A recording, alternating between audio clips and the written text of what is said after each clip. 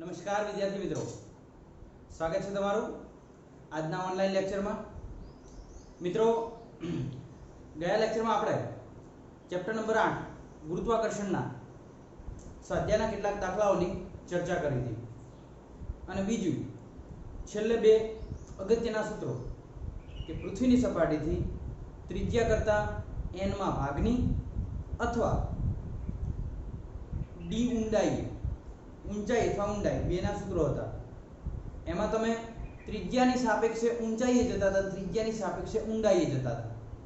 બે સૂત્રો મેં તમને તારવીને આપ્યા હતા કે પૃથ્વીની ત્રિજ્યા કરતા n માં ભાગની ઊંચાઈએ જઈએ તો ગુરુત્વ પ્રવેગ કેટલો થાય અને પૃથ્વીની ત્રિજ્યા કરતા n માં ભાગની ઊંડાઈએ જઈએ તો ગુરુત્વ પ્રવેગ કેટલો થશે।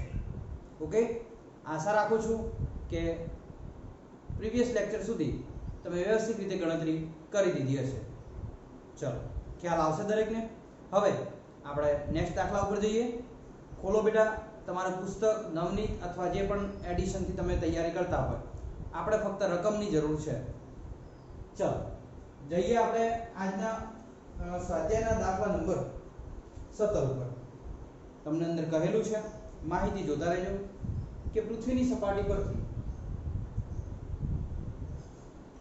5 કિલોમીટર પ્રતિ કલાકની ઝડપે એક રોકેટ ઉધ્વ દિશામાં છોડવામાં આવે છે। એટલે અહીંથી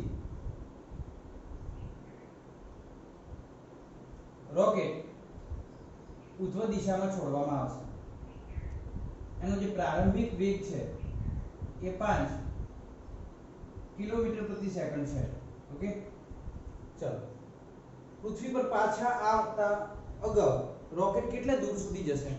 એટલે કે રોકેટ ઉપર તો જાય છે પણ એનો વેગ જો નિષ્ક્રમણ ઝડપ કરતા ઓછો હોય તો એ પાછું આવવાનું છે પૃથ્વી ઉપર, કારણ કે ધીમે ધીમે જેમ જેમ ઉપર જશે એમ વેગ ઘટતો જશે।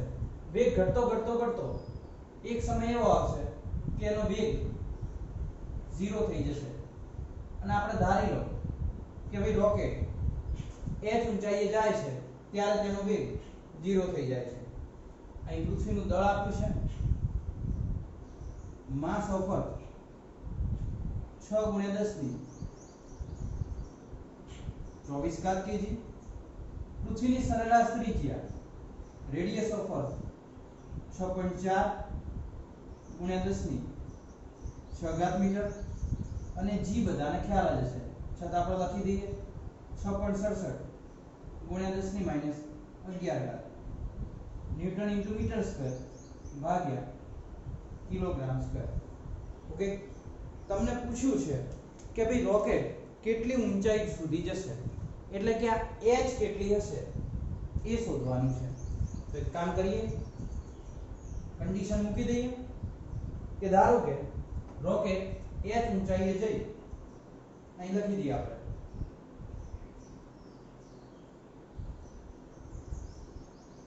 દાખલા નંબર 17 છે। ધારો કે રોકેટ પૃથ્વીની સપાટીથી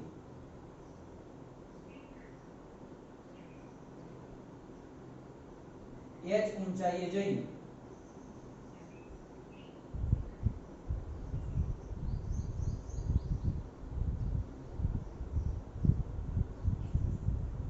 ત્યારે તેનો વેગ h ઊંચાઈએ જાય ત્યારે તેનો વેગ અથવા તેની ઝડપ 0 થાય છે। તો હવે વાપરો બેટા યાંત્રિક ઉર્જા સંરક્ષણનો નિયમ।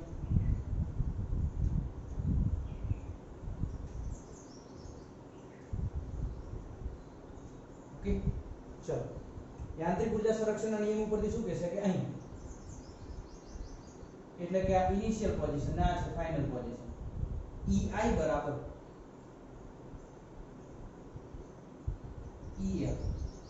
હવે બેટા તમારે વિચારવાનું થશે કે જ્યારે રોકેટ ઇનિશિયલ પોઝિશનમાં હોય એટલે કે પ્રારંભમાં પૃથ્વીની સપાટી ઉપર હોય તો એની જોડે કઈ કઈ ઉર્જાઓ હશે? તો કે બે ઉર્જાઓ છે સાહેબ, એક સ્થિતિ ઉર્જા અને બીજી ગતિ ઉર્જા. ગતિ ઉર્જા અને સ્થિતિ ઉર્જા બંને આપણે તમને શીખવેલી છે. સ્થિતિ ઉર્જા કેટલી થાય? -G/mm/r તમને ખબર હોવી જોઈએ, અને ગતિ ઉર્જા 1/2 mv². ઓકે, ચાલો વધીએ આગળ. તો અહીં એનો વેગ v છે. એક કામ કરીએ, આને થોડુંક મીટરમાં ફેરવી દઈએ. 5 × 10⁻³ મીટર પ્રતિ સેકન્ડ. ચલો, અહીં પ્રારંભમાં બે ઉર્જાઓ છે, ki + ui, kf + uf. Okay, ki કેટલી થશે? 1/2 mv². ui ની જગ્યાએ મૂકી દઈએ. આ રોકેટનું દળ ધારી લો ને બેટા, m છે. રોકેટનું દળ કેટલું ધારી દો? m. Okay, -G/mem/re. કેમ આ re મૂક્યા? કારણ કે પહેલા રોકેટ ક્યાં હતું? પૃથ્વીની સપાટી પર. હવે kf કેટલા થશે? તો જેમ જેમ પૃથ્વીની સપાટીથી અમુક ઊંચાઈએ જશે, આપણે ધારી લીધું કે h ઊંચાઈએ જાય એટલે કે અંતિમ સ્થિતિમાં, ફાઇનલ સ્થિતિમાં એની ગતિ ઉર્જા 0 થઈ જશે. કારણ કે h ઊંચાઈએ જઈ એનો વેગ શું થઈ જાય છે? 0. એટલે કે પૃથ્વીની સપાટી પર બે ઉર્જા, એક ગતિ ઉર્જા અને સ્થિતિ ઉર્જા, પણ h ઊંચાઈએ જાય છે એટલે એની બે ઉર્જાઓમાંથી એક ગતિ ઉર્જા 0 થઈ જાય છે. અને સ્થિતિ ઉર્જાનું સૂત્ર તમને આવડે છે, તો લખી દો. ગતિ ઉર્જા 0 થશે અને ઓછા Gmem, પણ ઊંચાઈ હવે ખાસ ધ્યાન રાખવાનું, ઊંચાઈ આવશે re + h. ચલો ક્લિયર? આ બધામાંથી જે કેન્સલ થતું હોય કેન્સલ કરી દઈએ. m. ચલો વધ્યું શું બેટા આમાં? તો લખી દઈએ v²/2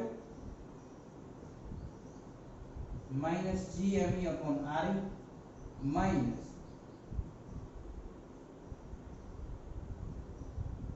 re + h. ચલો ક્લિયર થશે? હવે બેટા જો અહીંથી તમારે જાતે એક વખત સાદુરૂપ આપવાનું. ખાસ દરેક વિદ્યાર્થી સાંભળી લે. અહીંથી વિડિયો સ્ટોપ કરી દેવાનો, એક વખત જાતે સાદુરૂપ આપી દો. બરાબર? પછી તમને ન ફાવે તો પછી વિડિયો આગળ પ્લે કરી જોવાનો. પણ આપણે બેસ્ટ પ્રયત્ન કરવાનો. આમાંથી આપણે h શોધવાનું છે.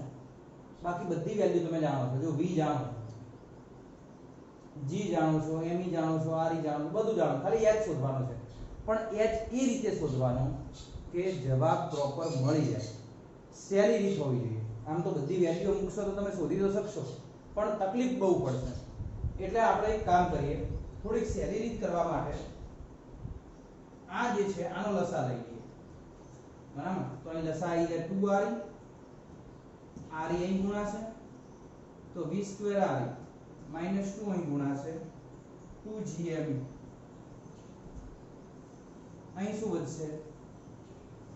-gme re + h.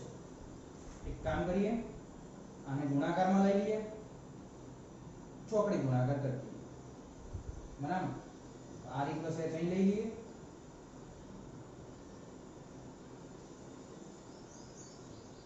2re સામે લઈ લઈએ. તો અહીં બરાબરની સામે શું આવશે? 2gme re. re + h આવી ગયા. આ પદ જતું રહે નીચે, તો v² re -2gme. ચલો ક્લિયર? હવે re + h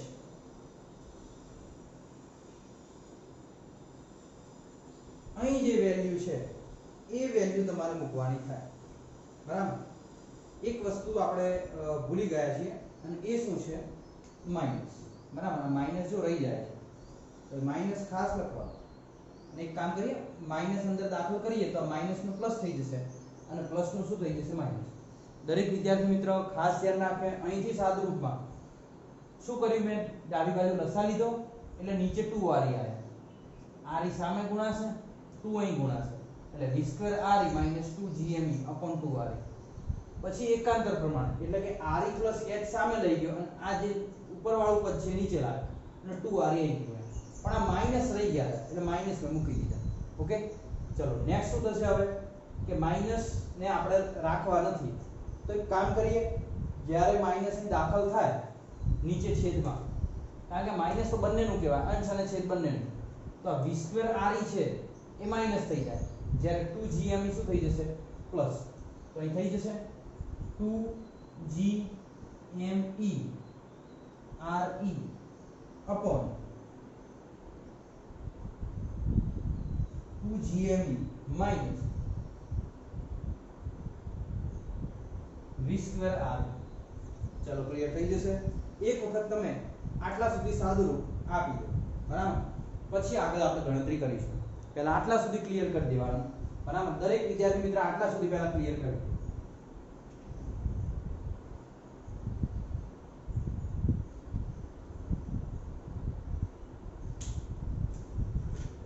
ચલો ક્લિયર થઈ ગયું બેટા? ઓકે. હવે re plus h 2 g ની વેલ્યુ છે તમારી જોડે 6.67 ગુણ્યા 10 ની -11 ઘાત, me માસ ઓફ અર્થ 6 ગુણ્યા 10 ની 24 ઘાત, re રેડિયસ ઓફ અર્થ 6.4 ગુણ્યા 10 ની 6 ઘાત, ભાગાકાર 2 g ની જગ્યાએ મૂકી દો 6.67 ગુણ્યા 10 ની -11 ઘાત.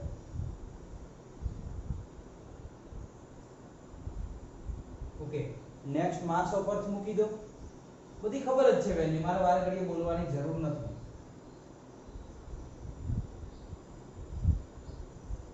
ઓકે, આ પદ મેં મૂક્યું માઈનસ v નો વર્ગ કરી દો, vi 5 ગુણ્યા 10 ની 3 ઘાત નો વર્ગ, 5 નો વર્ગ કેટલો થાય 25 ગુણ્યા 10 ની 3 ઘાત નો વર્ગ, તો 3 નો વર્ગ કરી દેશે લોકો 9, 3 નો વર્ગ ને કરવાનો આવે, ગુણવાનો આવે, 3 દુ 6, કારણ કે 10 ની 3 ઘાત હોય અને એનો વર્ગ એટલે 10 ની કેટલી થશે 3 દુ 6, ગુણાકાર થાય બેટા, તો અહીં થઈ જશે 10 ની 6 ઘાત, અને re 6.4 ગુણ્યા 10 ની 6 ઘાત. ઓકે. ચલો હવે આ સાદુરૂપ તમારે જાતે આપવાનું થશે, re plus h. પહેલા ઉપર વાળું કઈ રીતે સાદુરૂપ આપવાનું, સંખ્યાઓ જે છે 2 ગુણ્યા 6.67 ગુણ્યા 6 ગુણ્યા 6.4 એનો ગુણાકાર કરો, 10 ની -11 ઘાત, 10 ની 24 ને 10 ની 6 એનો ગુણાકાર કરો. એટલે પહેલા સંખ્યાઓનો કેલ્ક્યુલેટરની મદદથી ગુણાકાર કરી દેવાનો, અને પછી ઘાતોની સરવાળા જે બાદબાકી છે એને કેલ્ક્યુલેટ કરી દેવાનો. અહીં છેદમાં શું વધશે, તો અહીં છેદમાં 6.67 ગુણ્યા 6 ગુણ્યા 2 કરવાના, અને અહીં 10 ની 24 ઘાત માંથી 10 ની 11 ઘાત માઈનસ કરવાની. જસ્ટ એક મિનિટ, આપણે સાદુરૂપ આપી દઈએ એટલે ક્લિયર થઈ જાય, બરાબર. જસ્ટ એક મિનિટ મિત્રો, રાહ જોજો.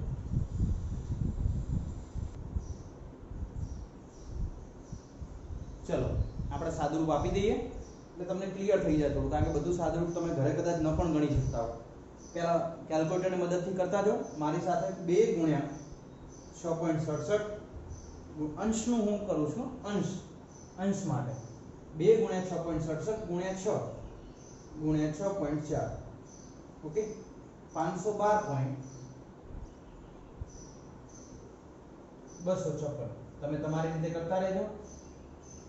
ચલો હવે આ 10 ની 24 ઘાત છે ને આ 6 ઘાત છે, 24 ને 6 થાય 30, 30 માંથી 11 કાઢી દો એટલે 10 ની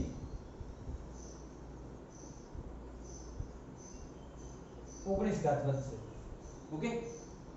ચલો પછી પહેલા આનું સાદુરૂપ આપી દઈએ, 2 ગુણ્યા 6.67 ગુણ્યા 6 એટલે 80.4, અને ગુણ્યા 10 ની 24 માંથી 10 ની 11 ઘાત બાદ કરવાની, એટલે પહેલા 24 માંથી 11 બાદ કરજો 13, તો 10 ની 13 ઘાત. જેને મોઢે ફાવતું હોય જાતે પણ કરી શકે બેટા, ઘાતોના સરવાળા બાદબાકી તમે જાતે પણ મોઢે કરી શકો. ઓકે. ચલો આ ક્લિયર થઈ ગયું. હવે 25 ગુણ્યા 6.4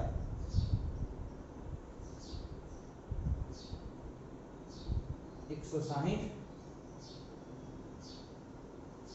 ગુણ્યા 6 ને 6 12 થશે। હવે જો બેટા અહીં ખાસ તકલીફ એ પડશે કે આ બંનેની બાદબાકી થઈ ના શકે। ક્યારે ના થઈ શકે? જ્યારે એના ગુણાકારમાં રહેલી ઘાતો સમાન ન હોય ત્યાં સુધી બાદબાકી ના થઈ શકે। એટલે કે 1 ની ઘાત 10 ની 13 છે ને 1 ની ઘાત છે 10 ની 12।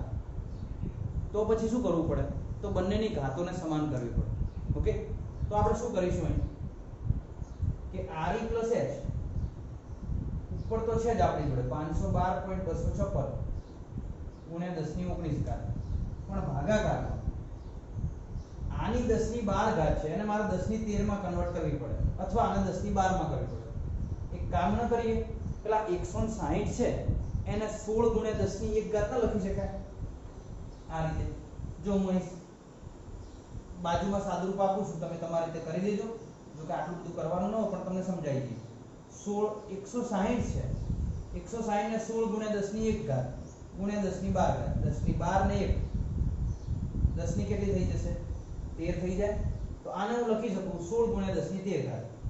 કામ કરીએ 80.04 ગુણ્યા 10 ની 13 ઘાત માઈનસ 16 ગુણ્યા 10 ની 13 ઘાત લખી શકાય। 10 ની 13 કોમન લઈ લો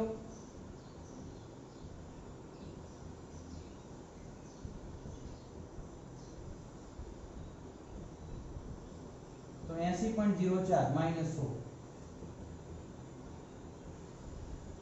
re પ્લસ h 80.04 માંથી 16 બાદ કરો 64.04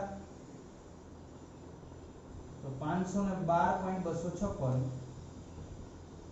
ગુણ્યા 10 ની 19 ઘાત ભાગ્યા 64.04 ગુણ્યા 10 ની 13 ઘાત। ઓકે, 10 ની 13 ઘાત ઉપર જાય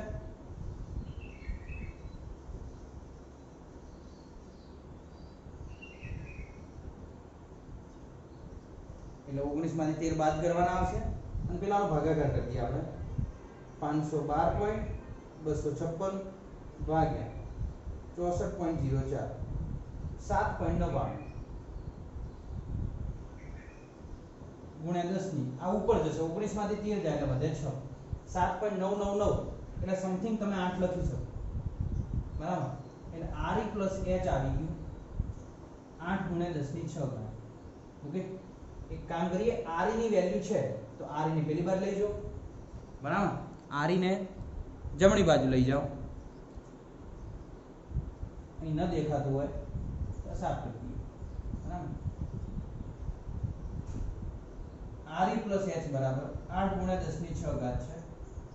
ઓકે, એક કામ કરીએ re ને પેલી બાજુ લઈ જઈએ તો h બરાબર 8 ગુણ્યા 10 ની 6 ઘાત માઈનસ r h બરાબર 8 ગુણ્યા 10 ની 6 ઘાત માઈનસ re ની જગ્યાએ આવશે 6.4 ગુણ્યા 10 ની 6 ઘાત। ખબર છે તમને? 10 ની 6 ઘાત લઈ લો કોમન, 10 ની 6 ઘાત આપણે કોમન લઈશું એટલે h બરાબર 8 માઈનસ 6.4 ગુણ્યા 10 ની 6 ઘાત બાદબાકી કરીએ તો 1.6 ગુણ્યા 10 ની 6 ઘાત મીટર જવાબ આવશે। એક વખત કન્ફર્મ કરી લેજો। હા, ઊંચાઈ મળી જાય છે તમને 1.6 ગુણ્યા 10 ની 6 ઘાત। તો રોકેટ કેટલી ઊંચાઈએ જઈ પાછું આવશે? તો રોકેટ h જેટલી ઊંચાઈએ એટલે કે 1.6 ગુણ્યા 10 ની 6 ઘાત જેટલી ઊંચાઈએ જઈ અને પાછું આવશે। દાખલામાં બેટા શું કર્યું? તો સૌથી પહેલા પૃથ્વીની સપાટી ઉપર યાંત્રિક ઉર્જા અને પૃથ્વીથી h ઊંચાઈએ યાંત્રિક ઉર્જા ગણવી પડે। પૃથ્વીની સપાટી ઉપર યાંત્રિક ઉર્જા કેટલી થાય? તો પહેલી ગતિ ઉર્જા પ્લસ શું થશે? સ્થિતિ ઉર્જા, અને બીજું h ઊંચાઈએ એની ગતિ ઉર્જા થઈ જાય 0 અને સ્થિતિ ઉર્જા કેટલી થાય? તો સ્થિતિ ઉર્જા પૃથ્વીની સપાટી ઉપર ત્રિજ્યા r લો છો, h ઊંચાઈ re પ્લસ h લેવાનું। સાદું રૂપમાં ખાસ ધ્યાન રાખવાનું। અહીંથી કોઈને કદાચ અલગ રીતે ટ્રાય કરવો હોય તો કરી શકે છે। v² ભાગ્યા 2 નું પહેલા સાદું રૂપ આપે, ડાયરેક્ટ આમાં વેલ્યુ મૂકી શકે હો, v ની જગ્યાએ g m e r ની જગ્યાએ વેલ્યુ મૂકી અને સાદું રૂપ લાવવું હોય તો લાવી શકે છે। ચલો ક્લિયર થશે. તો સૌથી પહેલા દાખલા નંબર 17 ક્લિયર કરો અને ત્યારબાદ આપણે આગળ વધીએ. ચલો ઝડપ રાખે દરેક વિદ્યાર્થી મિત્રો.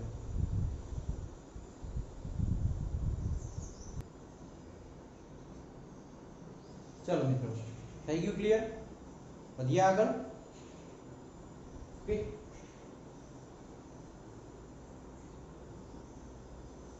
વિડિયો સ્ટોપ કરીને બેટા જે લખાણ કાર્ય કરવાનું હોય કરી દેજો. એના પછીનો દાખલો જુઓ, નિષ્ક્રમણ ઝડપ માટે.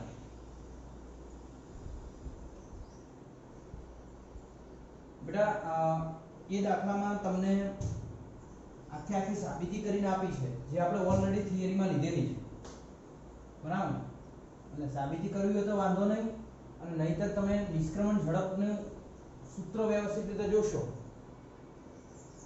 બરાબર? અનંત અંતરે પદાર્થનો વેગ કેટલો થાય એના માટે તો એ ઓલરેડી આપણે તમને સાબિત કરીને આપેલું છે.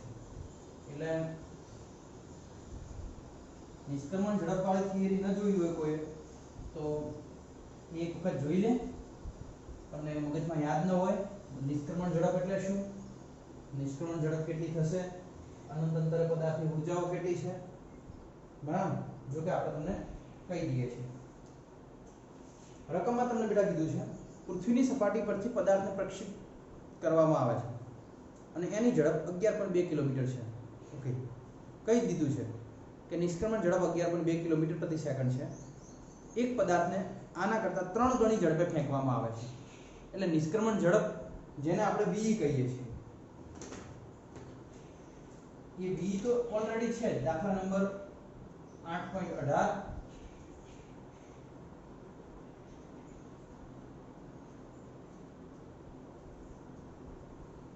નિષ્ક્રમણ ઝડપ ve બરાબર 11.2 કિલોમીટર પ્રતિ સેકન્ડ છે. ઓકે, ચલો. અને આપણે જે વેગથી ફેંકીએ છીએ એ વેગ કેટલો છે એ જોઈએ, કે તમે કેટલા વેગથી પદાર્થને ફેંકો છો. તો તમારો જે વેગ છે એ અંદર લખેલું છે 3v. ખાસ તમે જે વેગ આપ્યો છે પૃથ્વીની સપાટી પરથી એ વેગ છે 3v, એટલે કે નિષ્ક્રમણ ઝડપ કરતા 3 ગણો વેગ. તો આપેલ વેગ આપણે કેટલો આપ્યો વેગ એને, v બરાબર 3ve, એટલે કે નિષ્ક્રમણ ઝડપ કરતા 3 ગણા વેગ, બરાબર છે? ઓકે, તો હવે આ ઝડપના લીધે પદાર્થ પૃથ્વીથી અત્યંત દૂરના અંતરે જતો રહે છે, અને તો પદાર્થની ઝડપ શોધો. આપણને ખબર છે બેટા, જ્યારે 11.2 કિલોમીટરથી વધુ ઝડપ તમે આપો અને પછી પદાર્થને પ્રક્ષેપિત કરો અથવા ફેંકો છો તો ગુરુત્વાકર્ષણ ક્ષેત્રની બહાર જતો રહે છે અનંત અંતરે, અને અનંત અંતરે પણ કંઈક વેગથી ઝડપથી ગતિ કરતો હશે. અને એ વેગ શોધવા માટે તમને ઓલરેડી સૂત્રો સાબિત કરાવરાયા છે. તમે હું પેજ નંબર કહું એ પેજ નંબર ખોલો એટલે તમને ખ્યાલ આવી જશે, અથવા તો તમને થિયરી કહી દઈએ કે અનંત અંતરે પદાર્થનો વેગ કેટલો થાય. Okay, page number 34, theory number 14, નિષ્ક્રમણ ઊર્જા એટલે શું અને તેનું સૂત્ર તારવું. એમાં મેં તમને અનંત અંતરે પદાર્થનો વેગ આપ્યો કે અનંત અંતરે પદાર્થનો વેગ કેટલો થાય, √v² - v², બરાબર? જ્યાં v' એ અનંત અંતરે પદાર્થનો વેગ હતો, v એ પૃથ્વીની સપાટી પરથી આપેલો વેગ, અને ve એ નિષ્ક્રમણ વેગ. નિષ્ક્રમણ વેગ તમને ખબર છે 11.2. દાખલો એકદમ સહેલો થઈ જાય, પણ પહેલા થોડીક હું સાબિતી આ બાજુ આપી એટલે તમને મગજમાં ક્લિયર થઈ જાય કે જ્યારે પૃથ્વીની સપાટી ઉપરથી પદાર્થને ફેંકવામાં આવે છે તો એની જોડે બે ઊર્જાઓ હોય. તો એક પૃથ્વીની સપાટી ઉપર અને પૃથ્વીની સપાટીથી h ઊંચાઈ ઊર્જાઓની આપણે સરખામણી કરી દઈએ. ei કેટલા થાય બેટા ei? તો કે પૃથ્વીની સપાટી ઉપરની ઊર્જા. તો પૃથ્વીની સપાટી ઉપર પદાર્થ જોડે બે ઊર્જાઓ છે બેટા, ચાલેલું છે ઓલરેડી, એટલે થોડી ઝડપ રાખજો. 1/2 mv². હમણાં જ કીધું, પૃથ્વીની સપાટી ઉપર પદાર્થ જોડે બે ઊર્જાઓ હોય, એક સ્થિતિ ઊર્જા અને બીજી ગતિ ઊર્જા. હવે પદાર્થ અનંત અંતરે પહોંચી ગયો, તો અનંત અંતરે પહોંચશે એટલે એનો કંઈક વેગ હશે, અને કંઈક વેગ એટલે 1/2 mv². એટલે આ v' એ અનંત અંતરે વેગ છે.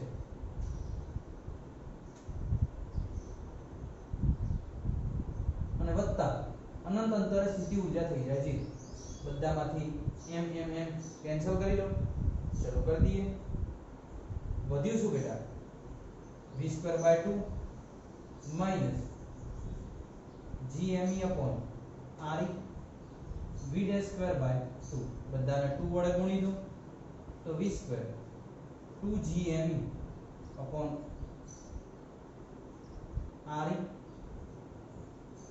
v², કારણ કે અહીં બે હતા એટલે બે ઉડી જાય, અહીં બે હતા એટલે બે ઉડી જાય અને અહીં બે વડે ગુણાશે.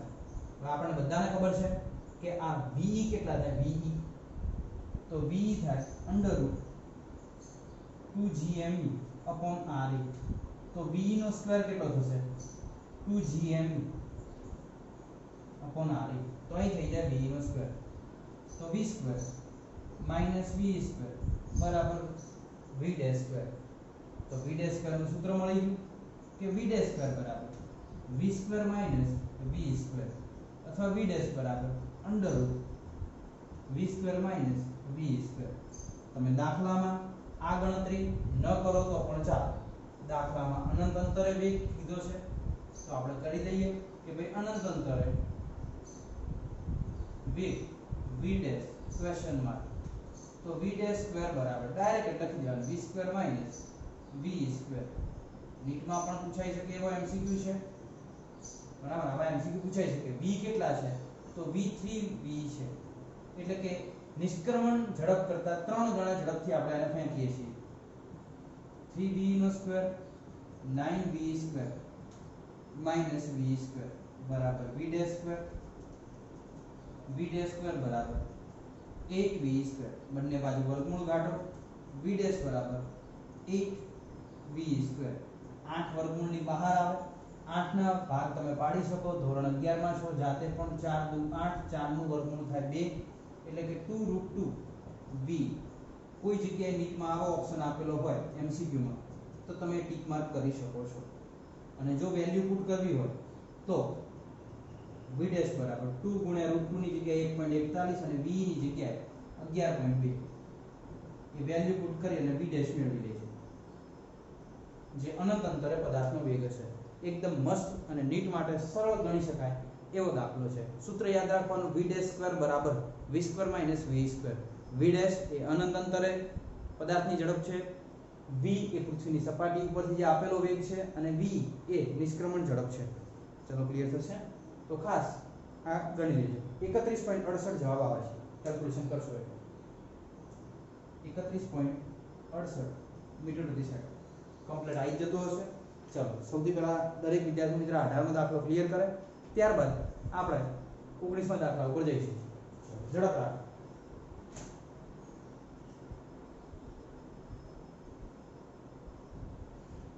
અમુકને પ્રશ્ન એ થતો હશે કે સાહેબ આ લખવાનું જ નહીં તો આ ફક્ત સાબિતી છે આ સૂત્ર માટે. દાખલો જ્યારે પૂછાય તમારે આટલું જ કરવાનું આવે, થિયરી પૂછાય તો આ કરવું પડે. પણ દાખલામાં આ સૂત્ર કઈ રીતે લાવ્યું એના માટે આ સમજૂતી તમને કદાચ લખીને આપેલી હશે તો આ ફક્ત ને ફક્ત થિયરીમાં જ ઉપયોગમાં લેવાનું. બાકી સૂત્ર તમે ડાયરેક્ટ એપ્લાય કરી શકો છો. એટલે નહીં લખો તો ચાલશે, ન લખતા બરાબર. આ બાદનો ભાગ ફટાફટ ક્લિયર કરે. ચલો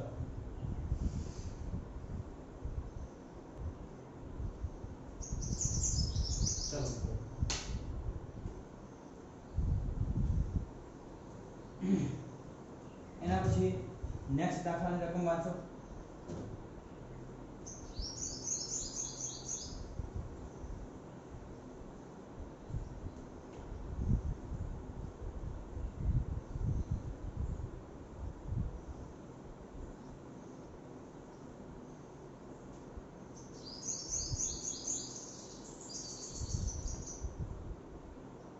ચલો શું કહ્યું છે બેટા દાખલામાં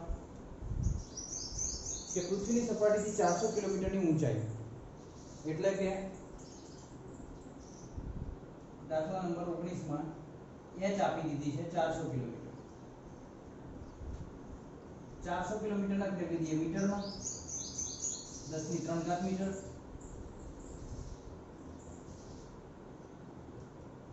4 × 10⁵ મીટર. ઓકે ચલો એક કક્ષામાં પરિભ્રમણ કરી રહ્યો છે ઉપગ્રહ. ઉપગ્રહને પૃથ્વીના ગુરુત્વાકર્ષણની અસરની બહાર મોકલવા માટે એટલે થોડીક આકૃતિ દોરી દઈએ એટલે તમને ખબર પડી જાય. પૃથ્વી છે અને એનાથી h જેટલી ઊંચાઈએ કોઈ એક m દળનો ઉપગ્રહ પરિભ્રમણ કરી રહ્યો છે. ઓકે, ઉપગ્રહનું દળ આપી દીધું છે m બરાબર 200 kg. પૃથ્વીનું દળ બધાને ખબર જ છે. પૃથ્વીની ત્રિજ્યા radius of earth 6.4 × 10⁶ metre. g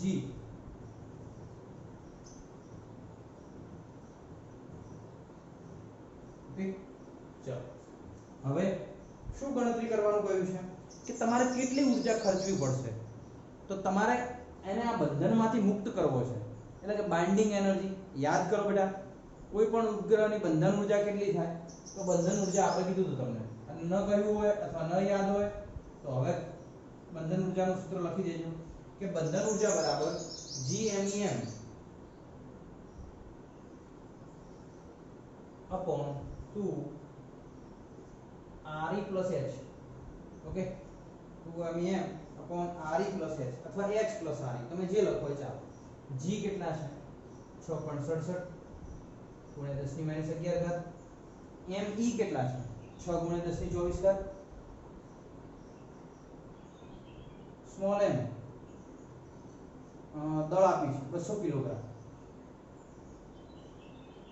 200 એટલે 2 ગુણ્યા 10 ની 2 ઘાત ભાગ્યા 2. RE plus H, તો RE છે 6.4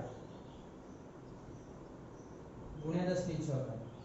હવે H આવે 4 ગુણ્યા 10 ની 5 ઘાત. પણ અહીં બંનેનો સરવાળો કરવો હોય તો અહીં 10 ની 6 ઘાત છે, તો અહીં મારે 10 ની 6 ઘાત જોઈએ. તો આ 10 ની 6 ઘાતમાં લાવવું કઈ રીતે લાવવાનું? એક કામ કરીએ, 4 ગુણ્યા 10 ની 6 ઘાત કરીએ. 6 ઘાત કરવા માટે મેં અથવા 10 ની 5 ઘાત તો છે જ તમારી જોડે. 10 ની 1 ઘાત વડે ગુણો અને 10 ની 1 ઘાત વડે ભાગી દો. 10 ની 1 ઘાત વડે ગુણશો એટલે ઉપર થઈ જશે 10 ની 5 ને 1 6. નીચે 10 છે તો 4 ભાગ્યા 10 કરો. 4 ભાગ્યા 10 થઈ જાય 0.4 ગુણ્યા 10 ની 6 ઘાત મીટર થઈ જાય. 10 ની 1 ઘાત વડે ગુણ્યા 10 ની 1 ઘાત વડે ભાગ્યા 4 ભાગ્યા 10 0.4 થઈ જશે. ઓકે, તો અહીં મૂકી દઉં 0.4 ગુણ્યા 10 ની 6 ઘાત. બેટા ઘાતોનું રૂપાંતરણ હવે તમને આવડી જવું જોઈએ. ચલો 2 2 કેન્સલ,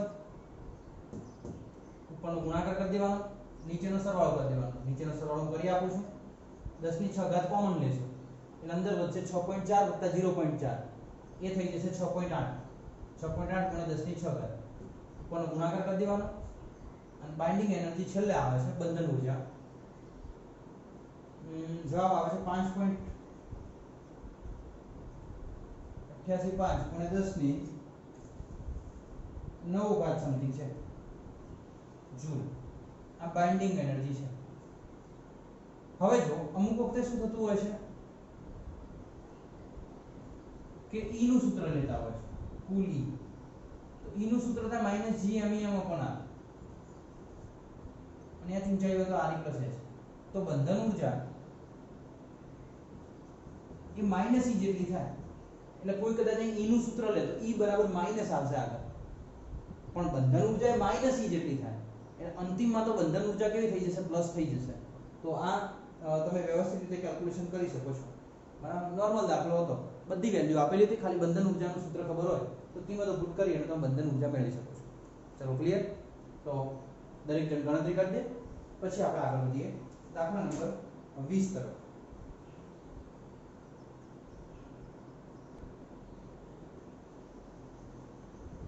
ચલો બેટા, ક્લિયર કરી દીધું હશે?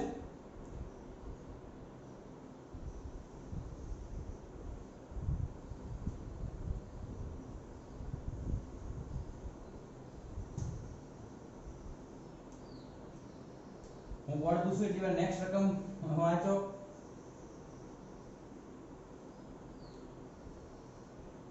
ચલો હવે નેક્સ્ટ દાખલામાં શું કહ્યું છે? દાખલા નંબર 21. સોરી, 20 છે. આપણે લાસ્ટ 19 માં ગણ્યા બંધન ઊર્જા વાળો. 20માં દાખલાને તમે રકમ એક વખત વાંચી લો. ચલો બેટા 20માં દાખલામાં એવું કહ્યું છે કે દરેકનું એક સોલાર દળ ધરાવતા બે તારાઓ એકબીજા તરફ સન્મુખ સંઘાત તરફ જઈ રહ્યા છે. સન્મુખ સંઘાત આઈ હેડ ઓન, બરાબર. અથડામણ પહેલાની ગતિ ઊર્જા, અથડામણ પછીની ગતિ ઊર્જા યાદ કરો બેટા ટોપિક કણોનું તંત્ર અને તેનું ડાયનેમિક્સ ની અંદર, બરાબર. બે તારાઓ છે. 20મો દાખલો.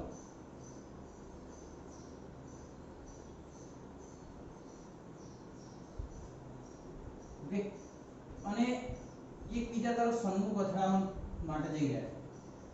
આ પણ એમ દળનો છે અને આ પણ એમ દળનો છે. બંનેનું દળ આપી દીધું તમને. m બરાબર 2 × 10 ની 30 ઘાત kg. દળ ધરાવતા બે તારાઓ એકબીજા તરફ સન્મુખ અથડામણ માટે જઈ રહ્યા છે. જ્યારે તેઓ 10 ની 9 ઘાત કિલોમીટર જેટલા અંતરે હોય, એટલે ડિસ્ટન્સ લઈ લઈએ r, 10 ની 9 ઘાત કિલોમીટર અને મીટરમાં ફેરવીએ 10 ની 12 ઘાત મીટર હોય ત્યારે તેમની ઝડપ અવગણ્ય છે. એટલે આની ઝડપ તમે અવગણી શકો. v બરાબર 0, v બરાબર 0. ક્યારે? જ્યારે શરૂઆતમાં, એટલે આ સ્થિતિ થઈ જશે પ્રારંભ.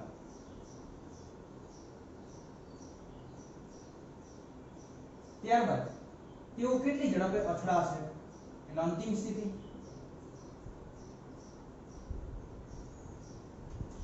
અંતિમ સ્થિતિમાં બંને તારાઓ અહીં અથડાશે. તેમની કઈ ઝડપ હશે? v, આની પણ v, દળ તો એટલું ને એટલું જ રહેવાનું છે.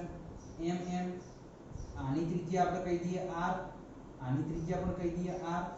તો હવે બંને વચ્ચેનું ડિસ્ટન્સ થઈ જશે 2r. ઓકે, ચલો. તો શોધવાનું શું કહ્યું છે કે તેમની ઝડપ શોધો.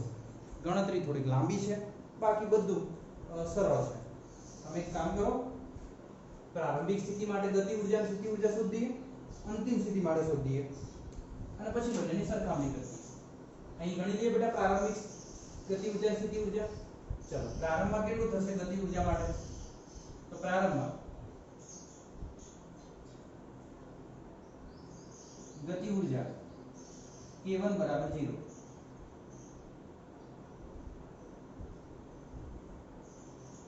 સ્થિતિ ઊર્જા pi કે ui કેટલા થશે? તો સ્થિતિ ઊર્જાનું સૂત્ર તમને આવડું છે, Gm1 m2 અથવા mm/r. તો આ કેપિટલ M, આ પણ capital M, minus G m m upon r. આ ki છે અને આ ui છે. r તમને ખબર છે. ઓકે, gm2 કહી દેશો તો ચાલશે, વાંધો નથી. હવે અંતિમ સ્થિતિમાં કરી દઈએ ગતિ ઊર્જા સ્થિતિ ઊર્જા. તો અંતિમ સ્થિતિ માટે ગતિ ઊર્જા kf કેટલી થશે? આ 1/2 mv2, આ પણ 1/2 mv2, એટલે 1/2 mv2 વત્તા 1/2 mv2. અહીં તો ખબર પડે ને ગતિ ઊર્જા કેમ 0 છે, કારણ કે વેગ 0 છે બંનેનો, અવગણ્ય વેગ કીધો છે, વેગ ગણવાનો નથી. અને જ્યારે સ્થિતિ ઊર્જા uf બરાબર, તમે વિચારો, લગભગ દેખાતું નથી નીચે, અહીં લઈ લઈએ સ્થિતિ ઊર્જા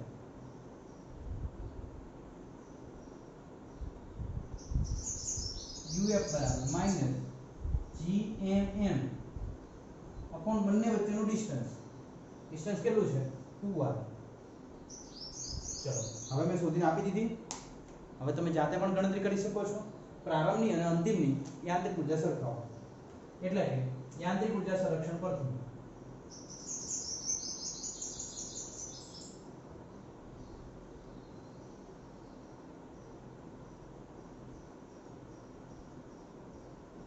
E1 બરાબર શું થશે? E2. E1 કેટલા? Ki + ui kf plus uf, ki plus ui, ki છે 0, ui કેટલા થશે માઈનસ. હવે હું લખી દઉં g m² upon r. kf કેટલા, તો આનો સરવાળો કરી દઈએ, કામ કરીએ. 1/2 mv² વત્તા 1/2 mv²,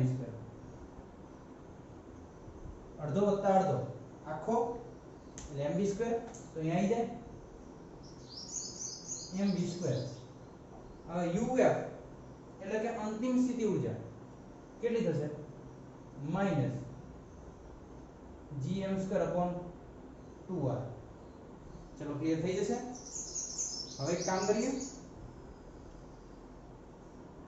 mm કેન્સલ થઈ જશે અને જમણી બાજુ લાવો તો gm upon 2r ડાબી બાજુ આવી જશે અને બીજું ડાબી બાજુ શું હતું, m કેન્સલ થવાના કારણે mm જ વધશે, gm upon r અને અહીં આવી જશે v². તો v² વ્યવસ્થિત રીતે લખી દઈએ. આમાંથી gm કોમન લઈ લો તો 1 upon 2r minus 1 upon r. તો v², g ની વેલ્યુ લખો, m ની વેલ્યુ લખો, 1 upon 2r અને 1 upon r ની વેલ્યુ લખી સાદું રૂપ આપો અને કેલ્ક્યુલેશન જાતે કરે.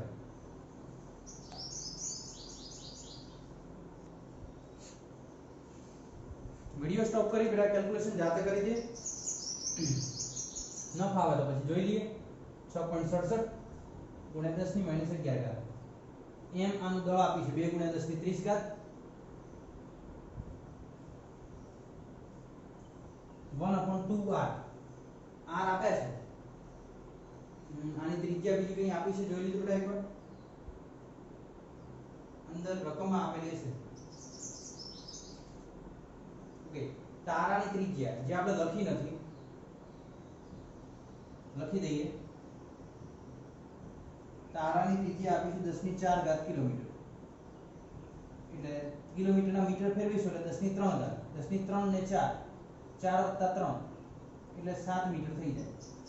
અહીં 2r કરવાના છે એટલે 2r એટલે 2 ગુણ્યા 10 ની 7 ઘાત માઈનસ 1 upon r. r તમે જોઈ શકો છો કેટલા છે 10 ની 12 ઘાત. એક કામ કરીએ, v² આનો ગુણાકાર કરી લઈએ પહેલા.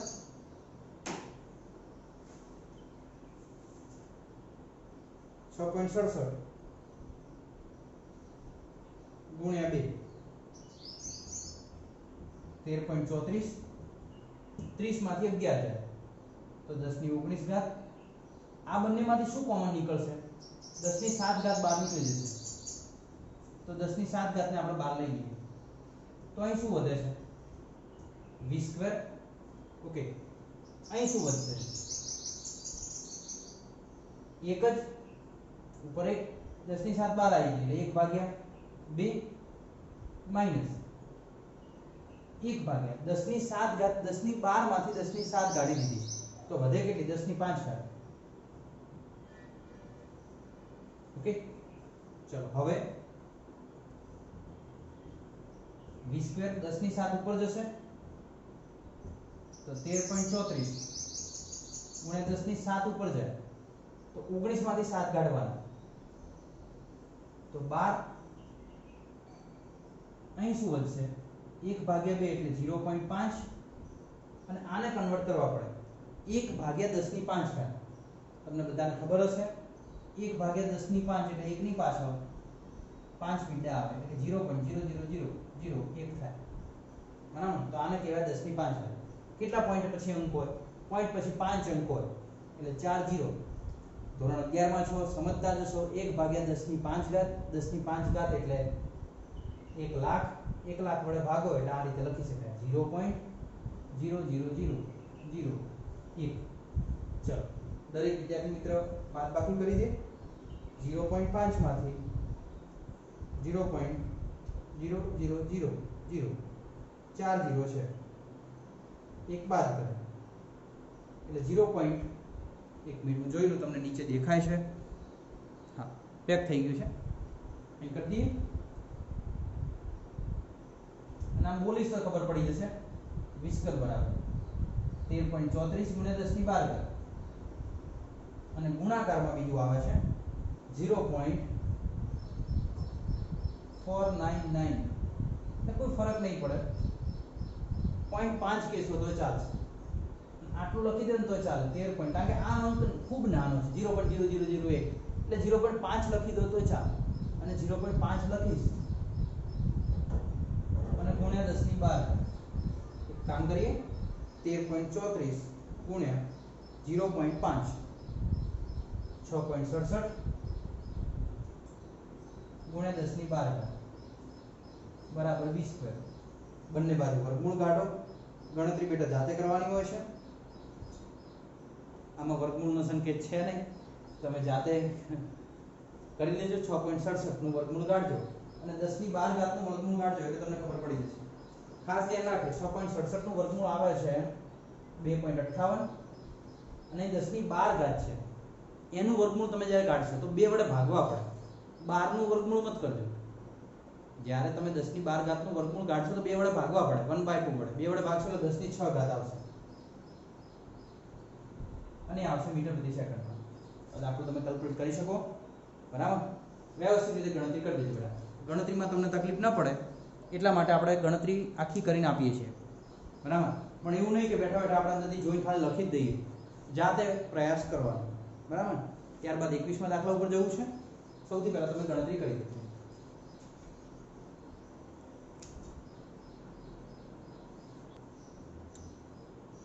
ચલો બેટા ક્લિયર થઈ ગયું ચાલો હવે એના પછી જે દાખલો છે એ જુઓ રકમ વાંચો એકદમ નોર્મલ દાખલો છે સરળથી ગણતરી કરી શકાય કેલ્ક્યુલેશન લાંબી છે ને બરાબર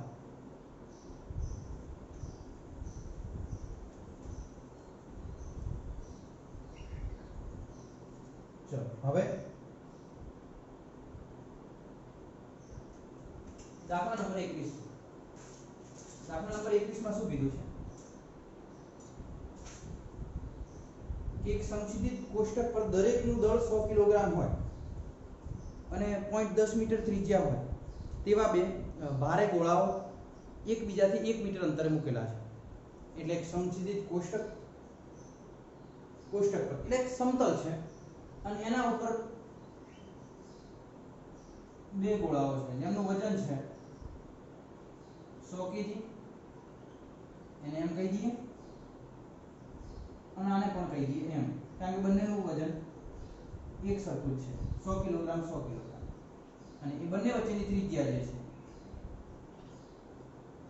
છે એ ત્રિજ્યા છે r બરાબર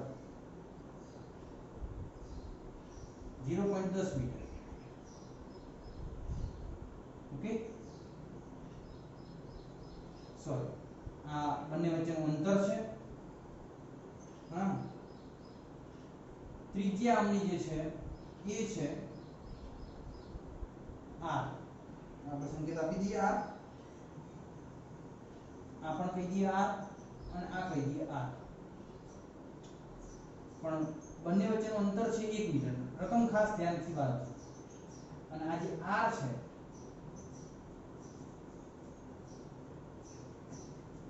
ગોળાની ત્રિજ્યા આ 1 મીટર અંતર છે અને બંને ગોળાઓ વચ્ચેનું અંતર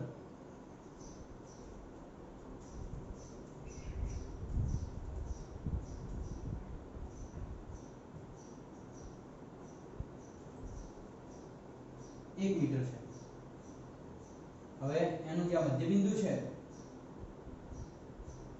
મધ્ય બિંદુ આપણે રકમમાં કહ્યું છે ગોળાઓના કેન્દ્રોને જોડતી રેખાના મધ્ય બિંદુએ ગુરુત્વ બળ અને ગુરુત્વીય સ્થિતિમાન કેટલા હશે તે બિંદુએ મૂકેલ પદાર્થ સંતુલનમાં હશે અને સંતુલન હશે તો કેવું હશે સ્થિર કે અસ્થિર ઘણા બધા પ્રશ્નો પૂછ્યા છે એક તો ગુરુત્વીય બળ પૂછ્યું છે મધ્ય બિંદુએ અને પછી પૂછ્યું છે ગુરુત્વીય સ્થિતિમાન બે વસ્તુ, એક ગુરુત્વીય બળ, બીજું ગુરુત્વીય સ્થિતિમાન, ત્રીજું એ પદાર્થ સંતુલનમાં હશે કે નહીં હોય, અને હશે તો કેવું, સ્થિર સંતુલન કે અસ્થિર સંતુલન. તો બધાની ચર્ચા આપણે કરીએ બેટા. સૌથી પહેલા આપણે શોધવું પડશે ગુરુત્વીય બળ. આ અંતર આખું 1 મીટર છે. કામ કરીએ, અહીં કોઈ સ્મોલ m દળનો પદાર્થ મૂકીએ તો એનું ડિસ્ટન્સ r કેટલું થાય? આ 1 મીટર છે, આ 1/2 થાય. અહીંથી પણ r થઈ જશે 1/2 મીટર. ઓકે, ચલો તો સૌથી પહેલા મૂકી દઈએ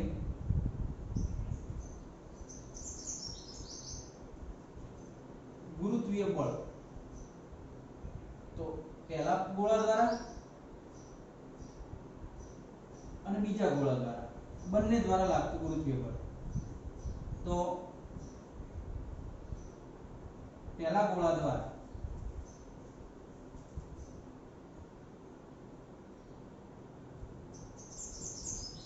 લાગતું ગુરુત્વાકર્ષણ બળ, આને તમે નામ આપી દો એટલે 1/1 આપણે ક્લિયર કરી દઈએ. આ a કહી દઈએ અને આ કહી દઈએ b. a ગોળો b ગોળો. a ગોળા પર કહી દઈએ a ગોળા દ્વારા લાગતું ગુરુત્વીય બળ. તો F એ g મોટા પદાર્થનું દળ, નાના પદાર્થનું દળ અને બંને વચ્ચેનું અંતર r, અને એનો આવશે વર્ગ. અને એની દિશા કેવી હોય? તો એની દિશા આ તરફ હોય. અને આ કોના દ્વારા લાગતું બળ હશે? F a દ્વારા. તો અહીં દિશા હશે OA તરફ. ઓકે, અને b ગોળા દ્વારા લાગતું બળ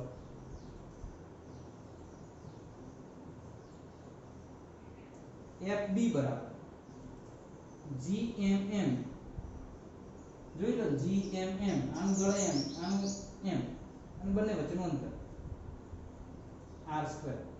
અને એ કઈ તરફ હશે? OB તરફ. એટલે કે અહીંથી b તરફ હશે. ઓકે, ચાલો તો નેક્સ્ટ શું થશે?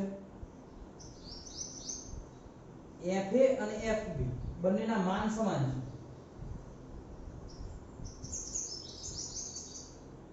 અહીં FB અને FA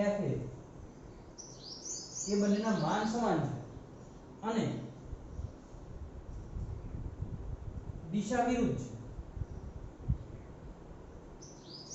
FA આ બાજુ લાગે જ્યારે FB આ બાજુ લાગે. એટલે કે FA અને FB પરસ્પર વિરુદ્ધ દિશામાં છે. જ્યારે અથવા આથી આ બળોની પદાર્થ પર કોઈ અસર થશે નહીં.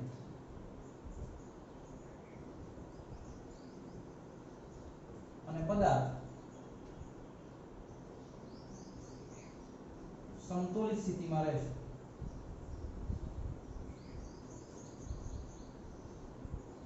ચલો ક્લિયર થઈ ગયું? તો m દળનો પદાર્થ સમતોલિત સ્થિતિમાં છે, કારણ કે જેટલું આ બાજુ બળ લાગ્યું એટલું જ આ બાજુ લાગે. ઓકે, નેક્સ્ટ શું પૂછ્યું છે? ગુરુત્વીય સ્થિતિમાન. ઓકે, તો ગુરુત્વીય સ્થિતિમાન શોધવું છે.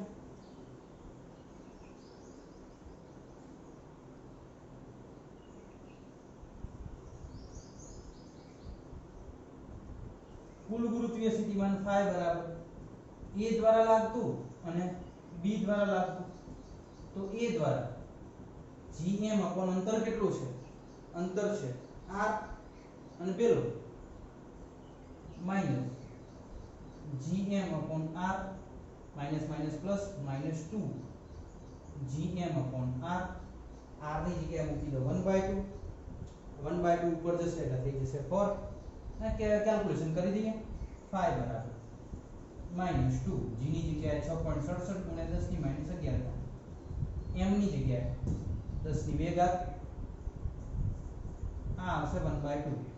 1/2 ઉપર જશે, 1/2 ઉપર ની જગ્યાએ 2 ઉપર જશે, 2 ઉપર જશે એટલે થઈ જશે 4.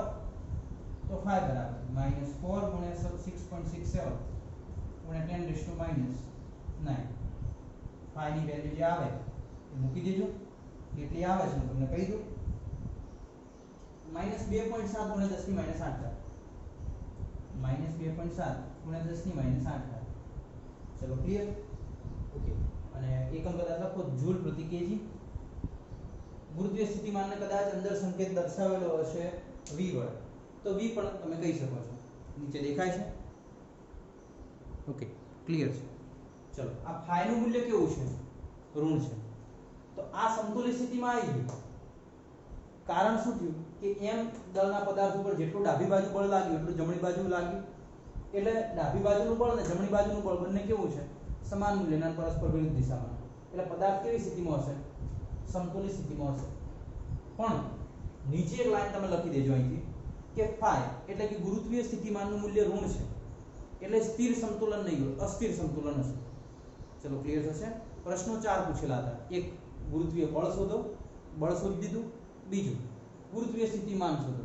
ગુરુત્વીય સ્થિતિમાન શોધી દીધું ત્રીજો ક્વેશ્ચન પદાર્થ સંતુલન સ્થિતિમાં છે કે નહીં તો પદાર્થ સંતુલન સ્થિતિમાં છે ઓકે ચોથો ક્વેશ્ચન પદાર્થનું ગુરુત્વીય સ્થિતિ ભાઈ સંતુલન સ્થિતિમાં છે તો સ્થિર સંતુલન કે અસ્થિર અસ્થિર કેમ કારણ કે ફાઈ ગુરુત્વીય સ્થિતિમાનનું મૂલ્ય કેવું છે ઋણ છે ઝેરોક્સમાં તમને ઓલરેડી આપેલું છે વ્યવસ્થિત રીતે લખીને તો ક્લિયર કરી દેજો ચલો ક્લિયર અસ્થાયી સંતુલન છે એના પછી આપણે દાખલા નંબર 22 પર જવું છે અને પહેલા તમે દાખલા નંબર 21 એક વખત ક્લિયર કરી લો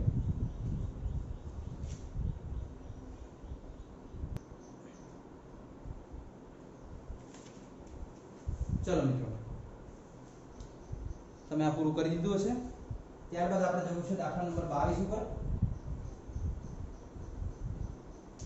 સ્વાધ્યાય અહીં પૂરું થાય છે હવે વધારાના સ્વાધ્યાયના દાખલા છે વધારાના સ્વાધ્યાયના દાખલામાંથી આપણને જેટલા યોગ્ય લાગે છે અને યોગ્ય ગણવા લાયક છે એ દાખલા લઈ લઈએ છીએ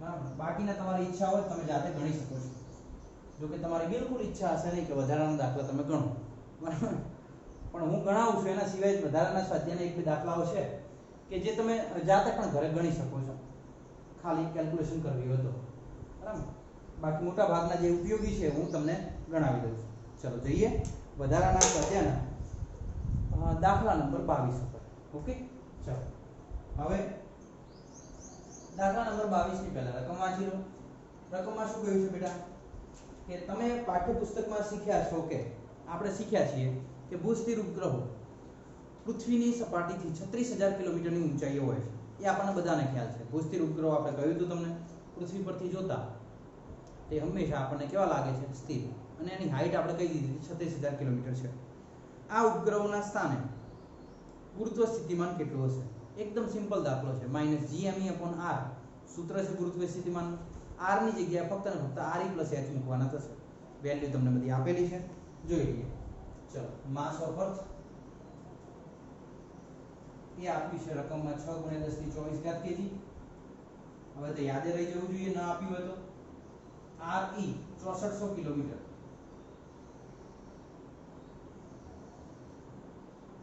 કદાચ કેવું હોય તો 6400 × 10⁻³ મીટર કેલ્ક્યુલેશન કરીએ 3 આ બાજુ ખસો 6.4 1 2 3 આ બાજુ ખસ્યા એટલે અંદર 3 ઉમેરાય ડાબી બાજુ ખસ્યા એટલે હાથમાં થઈ જાય સરવાળો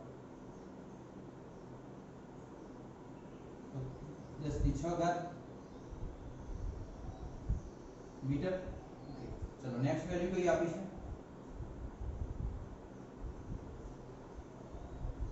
ત્રિજ્યા આપી દીધી પૃથ્વીનું દળ આપી દીધું ઊંચાઈ આપી છે h બરાબર 36000 કિલોમીટર તો 36 × 10⁻³ કિલોમીટર કિલોમીટરના મીટરમાં ફેરવીએ આ તો ખબર પડે પાછળ 3 મીંડા આગળ 10⁻³ લીધી કિલોમીટરના મીટરમાં ફેરવીએ તો 10⁻³ મીટર 10⁻³ 10⁻³ 10 ની થઈ જશે 6 મીટર આ મળી ગયા h આ છે r અને આ છે m ઓકે હવે તમારે શોધવાનું છે પૃથ્વીની સપાટીથી h ઊંચાઈ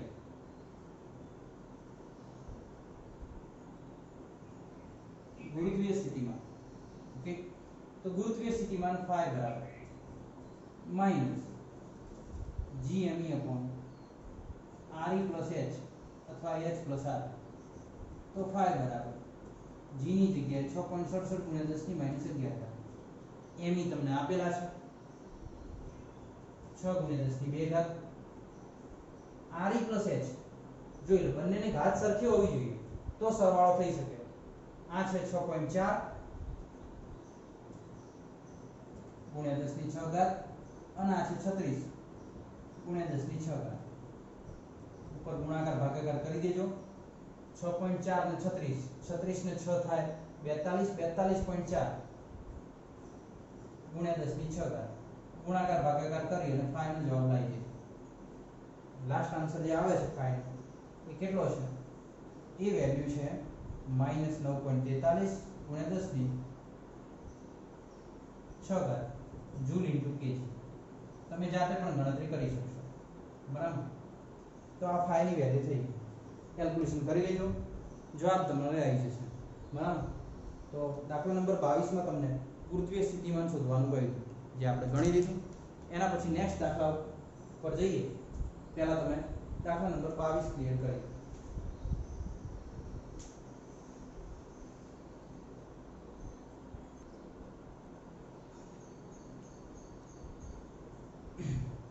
चलो मित्रों वधिए आगळ दाखला नंबर 23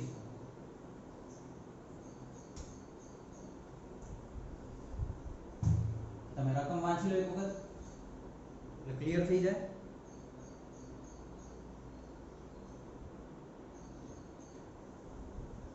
ચલો રકમમાં શું કીધું છે તમે બેટા રકમ વાંચતા રહેજો રકમ પ્રમાણે હું આકૃતિ દોરતો જઈશ મંગળયાન પર એક અવકાશયાન સ્થિર થયેલ છે આ અવકાશયાનને સૂર્યમંડળની બહાર ધકેલી દેવા માટે કેટલી ઊર્જા ખર્ચવી પડશે તો મંગળ ઉપર અવકાશયાન છે એક કામ કરીએ સૂર્યને પણ ધ્યાનમાં લેવો પડશે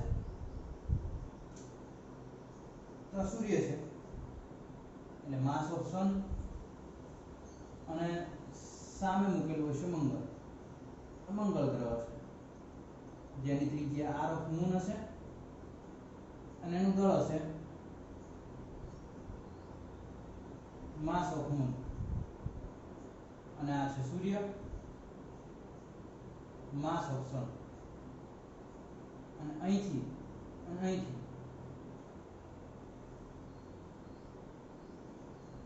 અંતર જે છે એ r થતું હશે ઓકે ચલો હવે તમને શું કહ્યું છે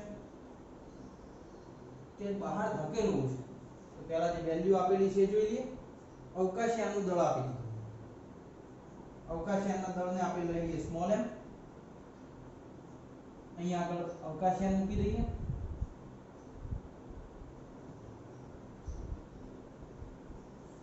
કામ કરીએ હું તમને એક હિન્ટ આપી દઉં જેના આધારે તમે દાખલાની સરળતાથી ગણતરી કરી શકશો અને તમને થોડીક ઝડપથી ખ્યાલ પણ આવી જશે આ અવકાશયાન છે એની સૂર્યની સાપેક્ષે સ્થિતિ ઊર્જા ગણી દો અને મંગળયાનની સાપેક્ષે સ્થિતિ ઊર્જા ગણી દો એ બંને સ્થિતિ ઊર્જાઓનો સરવાળો કરશો એ જ તમારી બાઇન્ડિંગ એનર્જી થશે ઓકે ચલો વધીએ આગળ તો 1 બાય 1 સ્થિતિ ઊર્જાઓ શોધીએ કે મંગળયાન અથવા યાન અથવા અવકાશયાન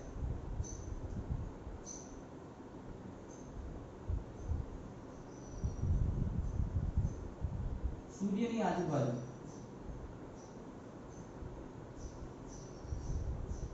પરિભ્રમણ કરતું હોય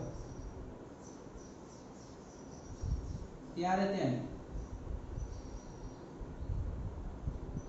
સ્થિતિ ઊર્જા અથવા બંધન ઊર્જા પણ તમે કહી શકો અથવા કુલ ઊર્જા પણ તમે કહી શકો અંદર તમને કુલ ઊર્જા આપેલી છે -GMSM/2r અને બધાને ખબર છે મિત્રો સનના કારણે -GM સન એટલે સનનું માસ ચંદ્રનું માસ સોરી અવકાશયાનનું માસ અને ભાગ્યા અંતર આ r અંતરની સાપેક્ષે rm તમે અવગણી શકો તો આ થઈ ગયું સમીકરણ નંબર 1 એવી જ રીતે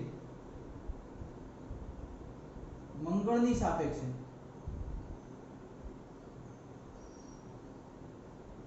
કુલ સ્થિતિ ઊર્જા E moon minus G m upon rm આને આપી દે સમીકરણ નંબર 2।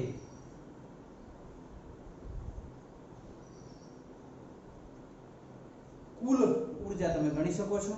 કુલ ઊર્જા તમે કઈ રીતે કરશો? બંનેનો શું કરી દો? સરવાળો, અને સરવાળો કરી અને તમે કુલ અવકાશયાનની ઊર્જા ગણી શકશો।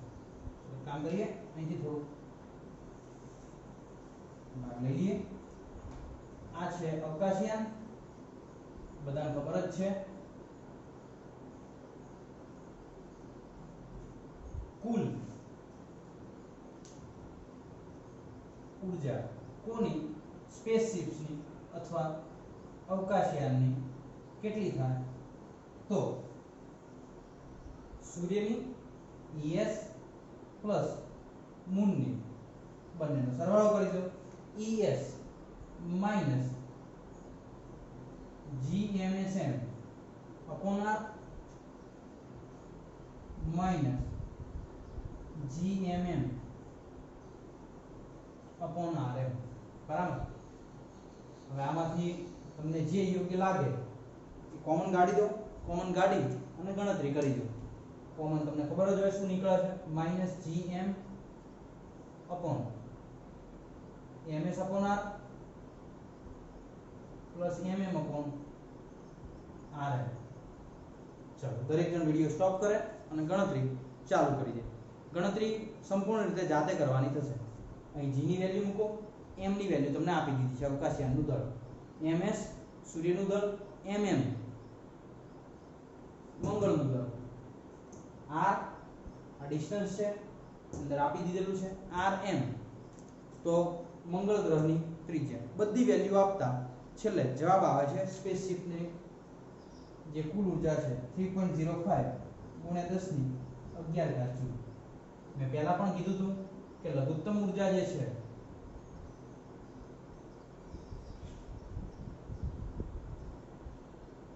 એ લઘુત્તમ ઊર્જા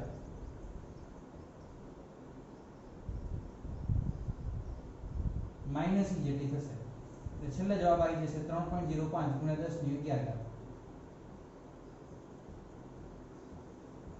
આ મળી જશે લઘુત્તમ ઊર્જા, બરાબર। કેલ્ક્યુલેશન તમે જાતે કરી શકશો। ms ભાગ્યા r કરી દેવાના, mm ભાગ્યા rm કરી દેવાના, બંનેનો સરવાળો કરી દેવાનો। સરવાળો કરતી વખતે ધ્યાન રાખવાનું કે ઘાતો સરખી કરી દેવાની પછી સરવાળો કરવાનો। ચલો ક્લિયર થશે? તો આ આન્સર તમને છેલ્લે આવી જશે। હવે એક છેલ્લો દાખલો છે, દાખલા નંબર 25। પહેલા ક્લિયર કરો 24 નો, પછી 25 પર જઈએ।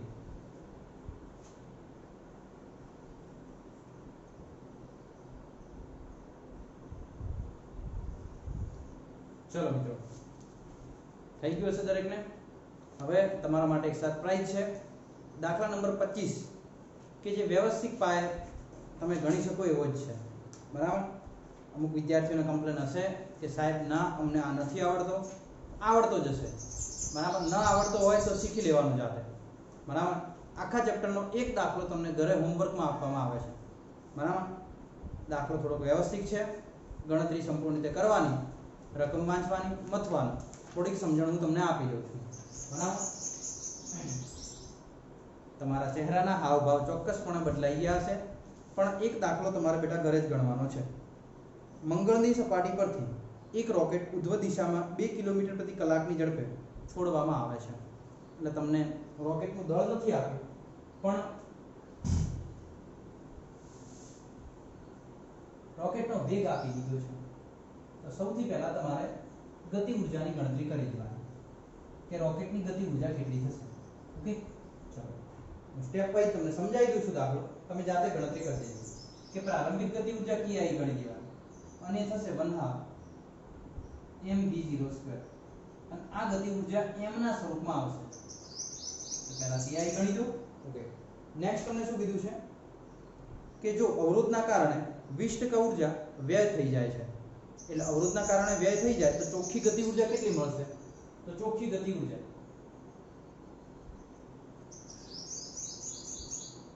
કેટલા ટકા વ્યય થઈ છે એ જોઈશું। 20% વ્યય થઈ ગઈ છે એટલે એની જોડે કેટલી ગતિ ઊર્જા હશે તો કે 80% હશે તો એ ચોખ્ખી ગતિ ઊર્જા તમને મળી જશે ઓકે ચલો આ બધી ગતિ ઊર્જા m ના સ્વરૂપમાં હશે કેમ કારણ કે દળ તમને નહીં આપ્યું વેગ જ આપ્યો છે એટલે m ના સ્વરૂપમાં તમને ચોખ્ખી ગતિ ઊર્જા મળી જશે ઓકે નેક્સ્ટ હવે જેમ જેમ રોકેટ ઉપર જશે એમ એની ગતિ ઊર્જા વધશે અને સ્થિતિ ઊર્જા શું થશે ઘટશે ચલો નેક્સ્ટ આગળ શું કીધું છે કે મંગળની સપાટી પર પાછું આવતા રોકેટ કેટલે દૂર હશે તો તમારે સ્થિતિ ઊર્જાનો ફેરફાર ગણવો પડશે પહેલા મંગળની સપાટી પર સ્થિતિ ઊર્જા ગણી દો -gmem gmem નહીં આવે હવે પહેલા માસ ઓફ અર્થ આવતું હવે માસ ઓફ મૂન આવશે gm આધારમાં m ઇન્ટુ m ભાગ્યા rm એટલે શરૂઆતમાં સ્થિતિ ઊર્જા ગણો અને પછી h ઊંચાઈએ સ્થિતિ ઊર્જા ગણો gmem અપોન r અને સ્થિતિ ઊર્જાનો ફેરફાર ગણો એ સ્થિતિ ઊર્જાના ફેરફારને ચોખ્ખી ગતિ ઊર્જા સાથે સરખાવી દો સરખાવી અને ડિસ્ટન્સ r મેળવો r મળી જાય તો r બરાબર h plus rm કરો અને એમાંથી h ને કરતા કરો r માંથી rm બાદ કરો એટલે h તમને છેલ્લે લાસ્ટ આન્સર મળી જશે કેલ્ક્યુલેશન વ્યવસ્થિત છે પણ આજનું તમારું આ હોમવર્ક ગણી લેશો તો પણ ચાલશે એક દાખલો કે છેલ્લો દાખલા નંબર 25 છે એ તમે જાતે ગણતરી કરી શકો છો કેટલાક જે વ્યવસ્થિત વિદ્યાર્થી તૈયારી કરતા હોય તો વધારાના સ્વાધ્યાયમાં એક દાખલો આપણે સ્કીપ કર્યો છે અને એ છે 8.23 એ 8.23 માં એક ગુરુત્વ પ્રવેગ છે g બરાબર gm upon r² એ જાતે ગણી શકો અને કેન્દ્રગામી પ્રવેગ છે જેને કહેવામાં આવે છે ω²r તો એ ω²r આની પણ ગણતરી તમે કરી શકશો એમાં ω બરાબર 2πf મૂકશો એટલે સરળતાથી તમે કેન્દ્રગામી પ્રવેગ શોધી શકશો વ્યવસ્થિત તૈયારી કરતા હોય એ વિદ્યાર્થીઓ દાખલા નંબર 23 અને 25 એ બંને વ્યવસ્થિત રીતે ગણી છે બરાબર આ સાથે જ આપણે ગુરુત્વાકર્ષણ ચેપ્ટર થિયરી નીટના સૂત્રો ઉદાહરણ અને સ્વાધ્યાય 10 લેક્ચરની અંદર કમ્પ્લીટ કરીએ છીએ ઓકે હવે બેટા આપણે નેક્સ્ટ આગળનું આયોજન છે એ તમને કહી દઈશું ત્યાં સુધી તમે ગુરુત્વાકર્ષણ ચેપ્ટર આખું વ્યવસ્થિત રીતે ક્લિયર કરી દો અને એના એમસીક્યુ પણ ટીક ટુ ટીક સોલ્યુશન કરી દો બરાબર આશા રાખું છું કે ઘરે તમે વ્યવસ્થિત તૈયારી કરતા હશો અને ચોપડા અને નોટબુક્સ પણ વ્યવસ્થિત રીતે બનાવતા હશો દરેક વિદ્યાર્થી મિત્ર ખાવા પીવામાં અને પોતાના સ્વાસ્થ્ય તરફ પૂરેપૂરું ધ્યાન આપે સ્વસ્થ રહે તંદુરસ્ત રહે અને અભ્યાસ કરતા રહે મળીશું મિત્રો હવે નેક્સ્ટ લેક્ચરમાં ત્યાં સુધી અભ્યાસ કરતા રહો આપ સર્વે વિદ્યાર્થી મિત્રોનો ખૂબ ખૂબ આભાર